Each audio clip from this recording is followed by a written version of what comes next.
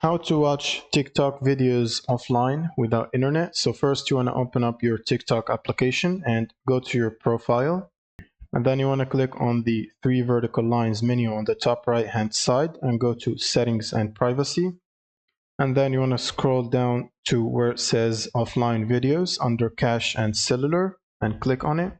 And now you will simply need to download videos so that you can watch them offline. So you can select how many videos you want to download, and at the bottom it should tell you how much watch time in minutes that is.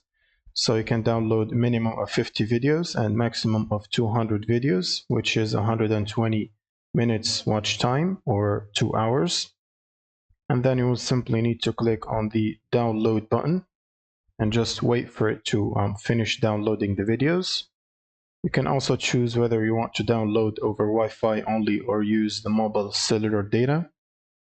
And then you can simply watch the videos offline in offline mode. Now, if you want to clear them videos that you downloaded previously and get new ones, you'll simply need to go back to the settings and privacy in your profile and then scroll down to offline videos and then simply hit the clear button right here and download again another number of videos, such as 50 videos or 200, depending on what you want.